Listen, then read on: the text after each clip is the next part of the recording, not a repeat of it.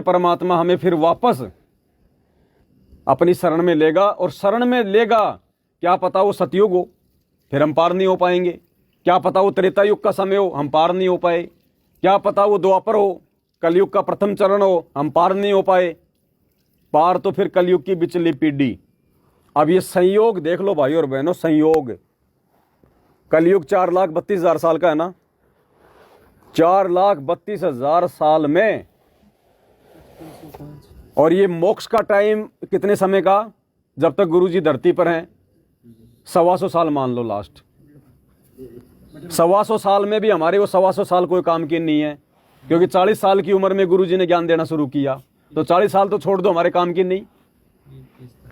60-70 साल ओनली हमारे मतलब की हैं। तो 4,32,000 साल में से, और 40-50 साल गिनती नहीं है, कोई मतलब ही नहीं है। इतना सा समय है ये मोक्ष का, इतना सा। यानी हिंदुस्तान की जमीन पर, हिंदुस्तान का जमीन तो बड़ा लंबा चौड़ा क्षेत्रफल, हजारों किलोमीटर है ना। हिंदुस्तान की जमीन पर कन्याकुमारी से लेकर जम्मू कश्मीर तक इतना बड़ा जो हिंदुस्तान की धरती है, इस धरती पर सुई की नोक टेक दो, उस जमीन की क्या वैल्यू है?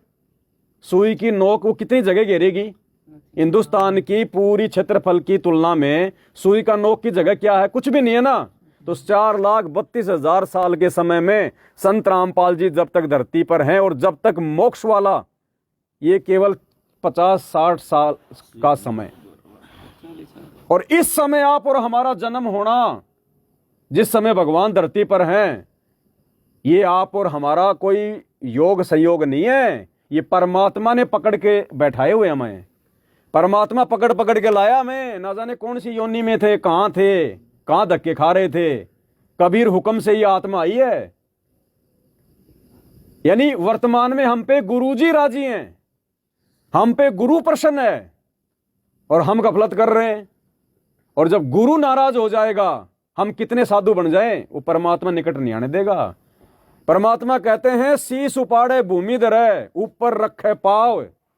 अगर तू अपने आत्म कल्याण के लिए, अपने मोक्ष के लिए, अगर तू इतनी भी कुर्बानी दे दे कि तू अपने हाथ से अपना शीश उतार के और अपने पैर के नीचे रख कर अगर भगवान को प्रसन्न करना चाहे, तो भी वो भगवान प्रसन्न नहीं होगा इस समय के अलावा। शीश उपाड़े भूमि धरे, ऊपर रखे पाओ, कबीर का घर सिकर में तेरी गरज पड़े तो आओ। तो ये मौका यदि हम चूक गए अब वर्तमान में, फिर भाई और बहनों भूल जाना, फिर भूल जाना, फिर ये काल याद ही नहीं आने देगा। हम तो फिर भूले भाले ही हैं। हमें अपना पिछला जन्म है, मतलब याद है क्या? पिछला जन्म याद है क्या? पिछले जन्म में हमारा बेटा कौन था, बेटी कौन थी, मैं कोई मंत्री था, कोई एमएलए था, कौन था मैं? नहीं याद है ना। फिर वर्तमान वालों के क्या फिर ठेका लेके बैठे कि ये मेरा बेटा, ये मेरी बेटी। कितने हो जाली हमारे ऐसे ऐसे, कितने हो जालिए। तो भाई और बहनों, हमने इन बातों पर गुरु जी के ज्ञान को आधार बना के विचार करना पड़ेगा। ये मौका नहीं मिलेगा फिर इतना लंबा चौड़ा, यानी हमें फिर वापस उसी प्रोसीजर में। अब ये प्रोसीजर तो आप और हम तो शब्दों में बयान नहीं कर सकते। दास तो केवल वैसे देखा देखी बोल रहा है, मोटा मोटी, बाकी शब्दों में बयान नहीं कर सकते फिर उन दुखों को। अब हमने इतनी बात तो कर ली, लेकिन वो गधे का जीवन देखो एक जाके, उसकी कमर छुली हुई है, रीढ़ की हड्डी में उसके जो है मतलब वो हो गया बंक, सारा दिन वो 2.5 मन का बोरा रखने से। अब गुरुजी कहते हैं, तुम्हारे अगर जरा सी भी खाल उतर जाए, कोई घाव हो जाए, और अगर कपड़ा भी लग जाए ना, तो नानी याद आती है, आंखों में आंसू आते हैं। और उसके ऊपर तो 2.5 मन का बोरा रगड़म पट्टी करता है। अब वो किसको सुनाएगा अपना दुख भाई, और कौन उसकी सुनेगा? पर ऐसे ऐसे फिर हजारों लगातार गधे के जीवन, तो फिर ये मोटा चक्कर पड़ जाएगा। ये है वो प्रोसीजर। इसलिए गुरुजी रोते हैं इन सत्संगों में कि बच्चों अब तुम बात ना बिगाड़ियो, अब तुम फाइनल स्टेज पे आ चुके हो, अन्यथा फिर तुम उसी प्रोसीजर में चले जाओगे। यानी गुरुजी कहना चाह रहे हैं कि मेरे हाथ से भी निकल जाओगे फिर तुम, फिर मामला बिगड़ जाएगा।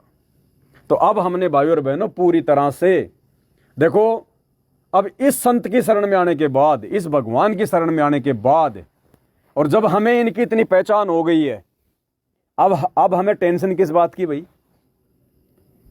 अगर